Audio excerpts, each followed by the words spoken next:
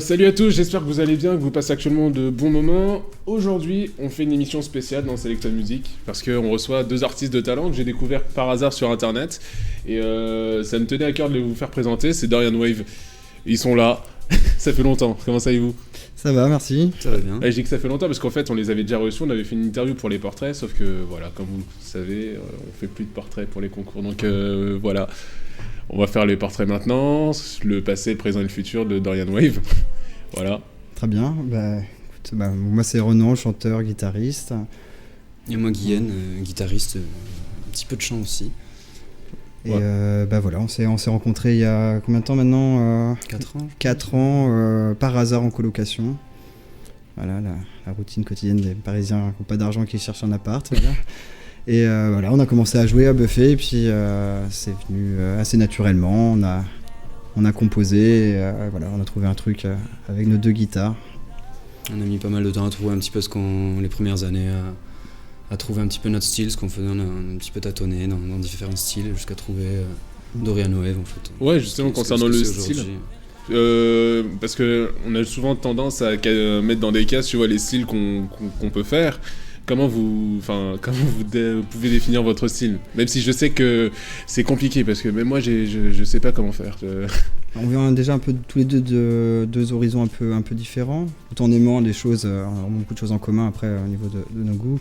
C'était plutôt rock, folk, pop. Moi, ça va plus être...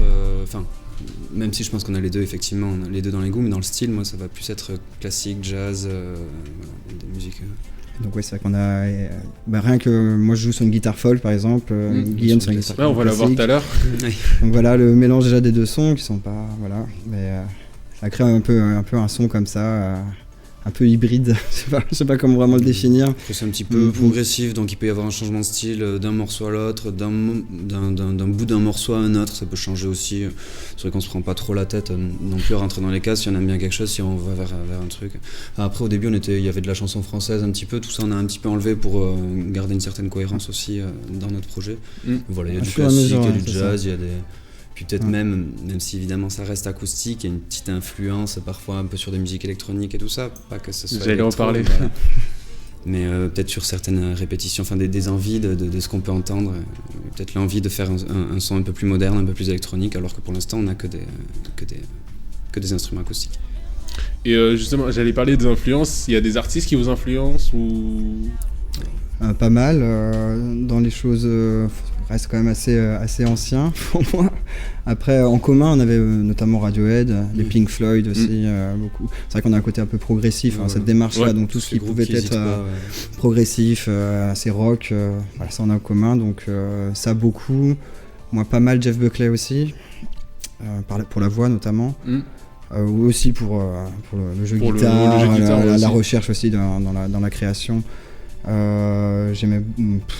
Quoi d'autre, plein de choses à vrai dire. Après oui, dans ce style-là, que dire de plus ? Non, je vois pas autrement. Qu'est-ce qui pourrait vraiment définir c'est vraiment ces artistes-là. Nick Drake aussi beaucoup. Je sais pas si voilà. Et récemment, l'artiste canadien Patrick Watson, que j'aime beaucoup. Je connaissais pas. Une voix un peu exactement dans les mêmes types de voix qui m'ont influencé dans le chant énormément. Après, c'est des trucs anciens, là je fais un peu vieux, mais voilà. Après, tout ce qui peut être blues aussi, même soul, Ray Charles aussi, même si ça s'entendra pas particulièrement, il y a beaucoup de choses comme ça qui, bien évidemment, après, amènent à attaquer son propre instrument et sa manière de chanter différemment. Voilà, pour moi en tout cas, après... Au niveau du jeu de guitare, vraiment pas forcément pour les goûts, parce que c'est des techniques que j'ai appris, des musiques que moi j'écoute, mais que je vais pas forcément rejouer. Il y a tout ce qui est picking, tout ce qui est jeu au doigt, fingerstyle, donc j'ai étudié autant dans le classique, dans le picking, dans tout ce qui est fingerstyle en général, tout ce qui est jeu au doigt, le fait de jouer à la fois des basses, une mélodie en même temps, un accompagnement, mettre des percussions, il y a plein d'artistes, Andy Mackey et tout ça qui m'ont impressionné, des vidéos qui ont été vues plus de millions de fois sur internet, et ça c'est des trucs que j'ai envie d'adapter moi, des styles de musique qui me plaisent et dans lesquels ça se fait pas forcément. Après voilà, il y a beaucoup de choses, je pense qu'on pourrait y passer la nuit. C'est sûr. Essayer d'être concis, c'est jamais évident. D'accord. Comme quoi tous les artistes au fait ont un lien avec un peu ce que vous... Enfin tous les artistes dans le même univers ont un lien avec ce que vous faites en gros. Si je résume bien un peu le... Ils ont force. C'est vrai que faut faire court quand même dans le fondamental, en tout cas quand on compose, c'est vrai qu'il y aurait vraiment une empreinte, c'est vrai, Radiohead, Pink Floyd. Et en effet, dans le jeu, parce que c'est aussi extrêmement important, et particulièrement sur la guitare de Guillen, donc ces références-là. Ça serait un bon résumé de dire qu'il y a ce côté Radiohead, groupe progressif, assez moderne, bien que ce soit plus... c'est pas si moderne que ça. Pink Floyd, pour moi, ça reste aussi un truc très moderne, en fait. Donc Radiohead, Pink Floyd, pour moi, c'est des groupes très modernes qui sont progressifs, qui utilisent un peu de l'électro, plein de styles différents, qui sont progressifs. Et avec ce côté-là, guitare acoustique, donc un toucher un peu plus classique, un peu plus essayer d'apporter un peu de jazz, des accords harmonisés, tout ça, mais aussi il y a encore du chemin à faire à ce niveau-là, mais ça serait un peu le but, quoi, de réussir à faire ça. Est-ce que vous avez un concept quand vous créez des titres, en fait? Parce que je crois que c'est la question que je me posais. Ça se passe toujours plus ou moins de la même manière, en fait. C'est pas vraiment un concept, mais un procédé aussi, oui, après, ça revient un peu au même.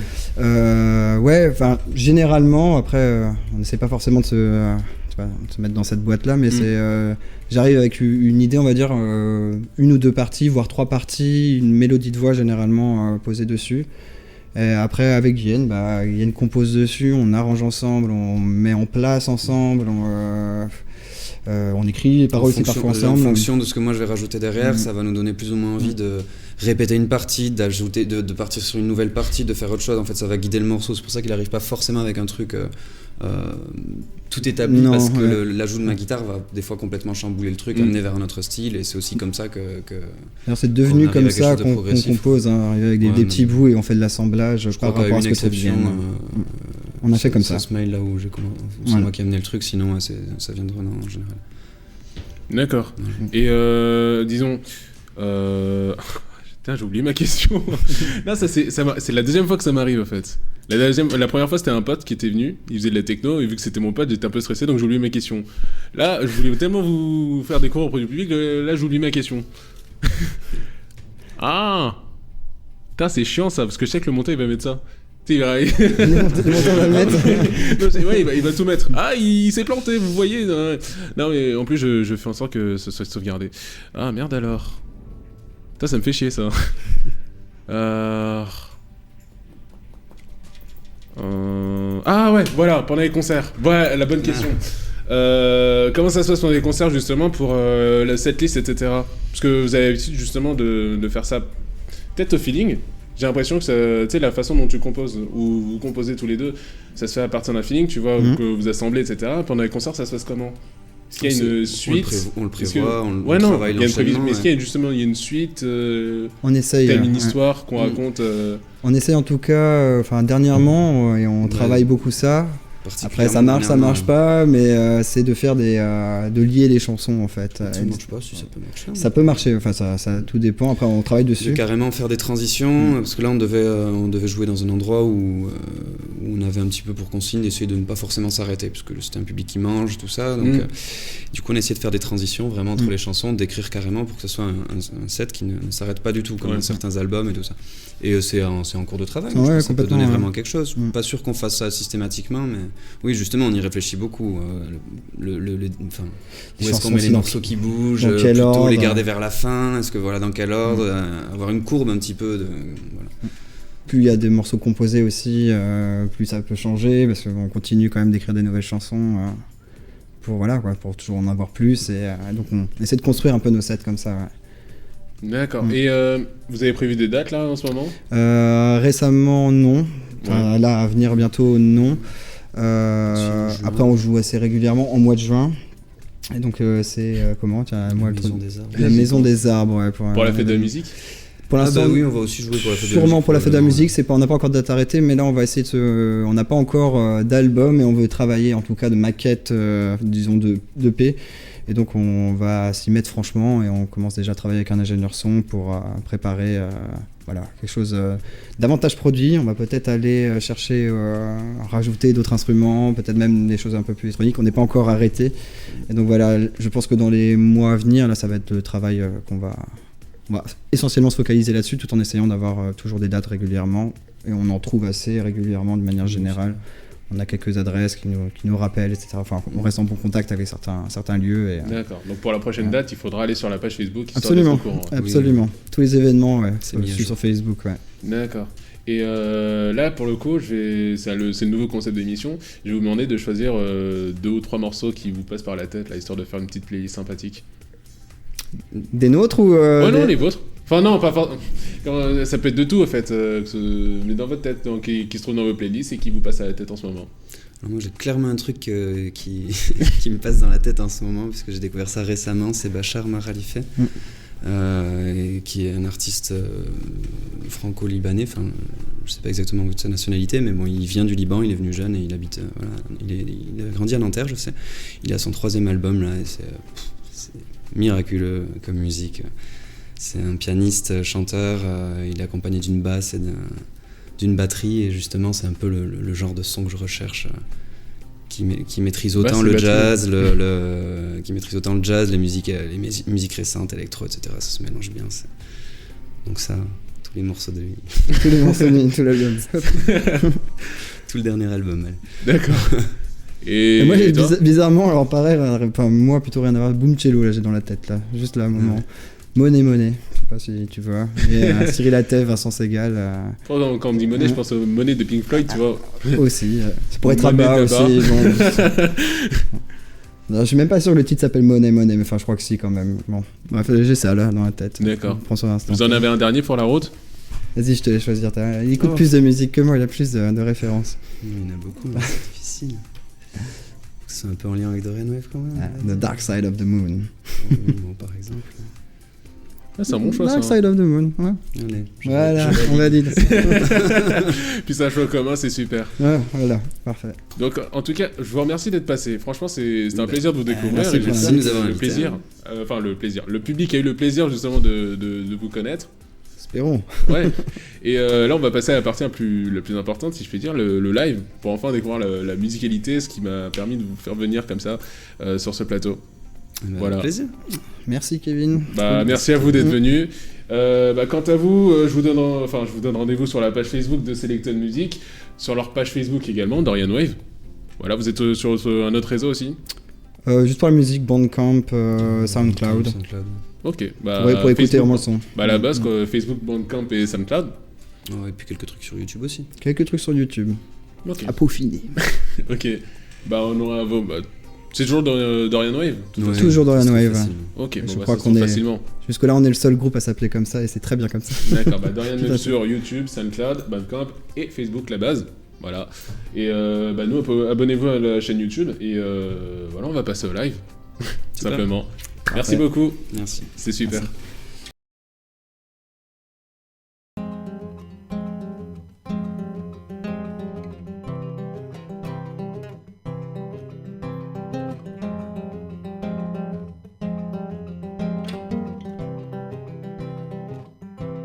This random flow just like a tear.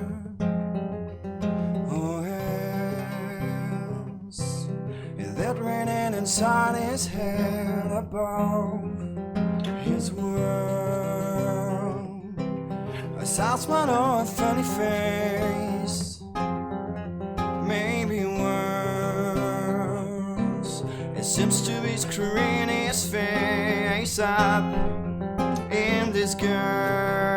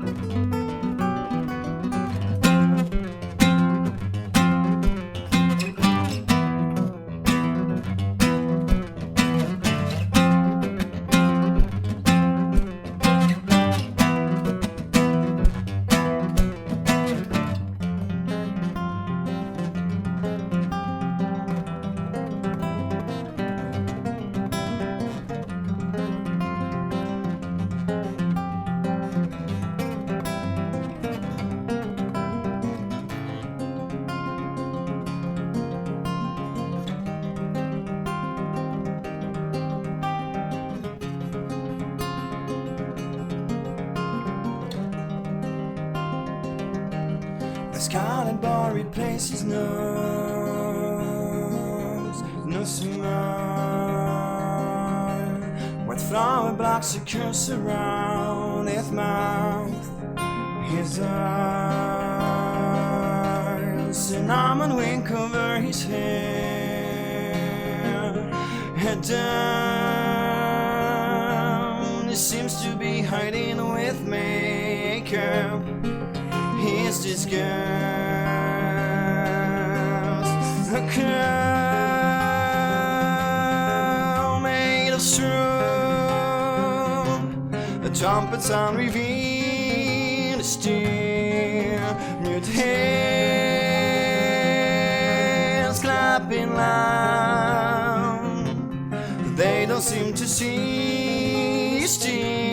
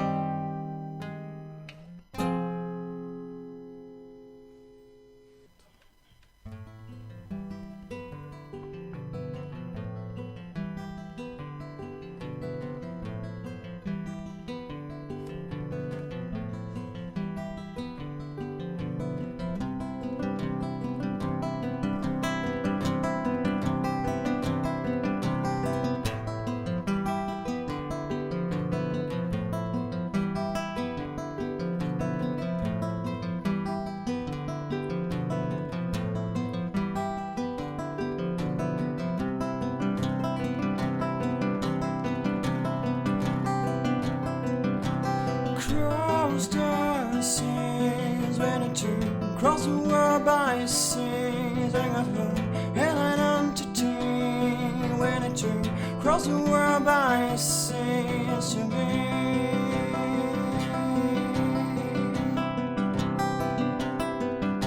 We are standing on a fence, we sing it out of here. We're strangers, we need to cross the seas forever, need to cross the seas of time.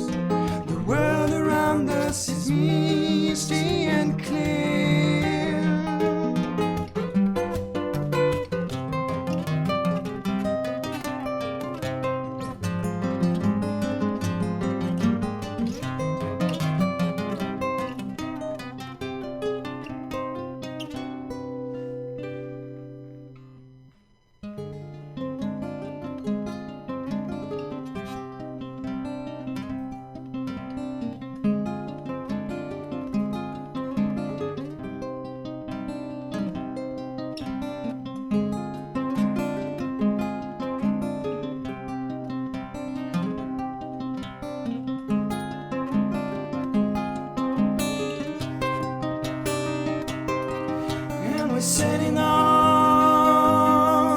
the waves of fear, over whether we're ready or not.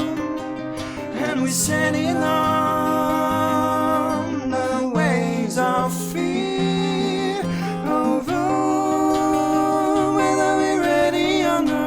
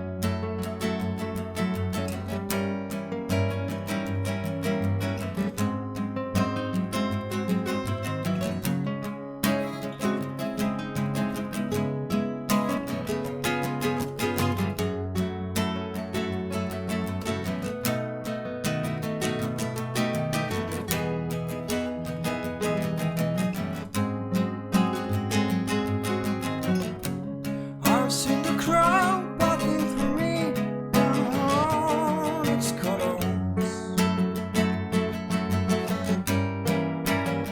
turn into gray.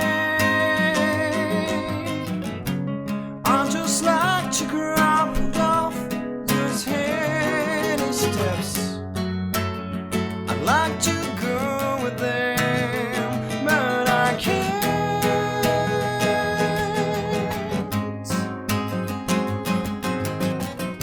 They go for a walk to the homestay on my skin, cynical,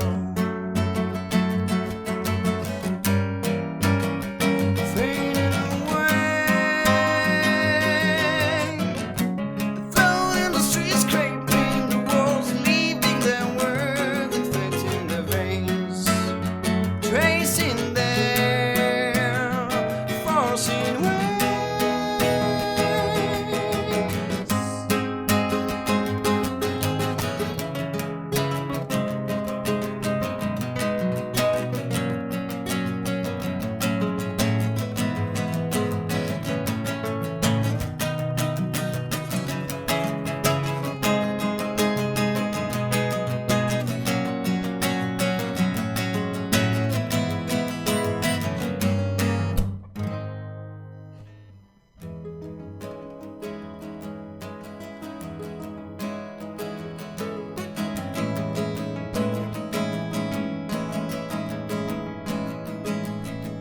I used to unchain my eyes in this incessant waltz, but I'm still wondering what am I doing here, observing what they do.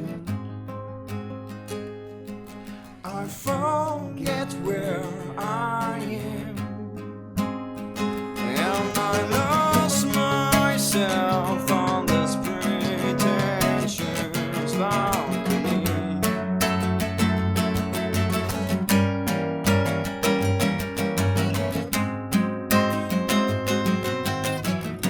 Should I take this shot to shock you, and I'm less succumb?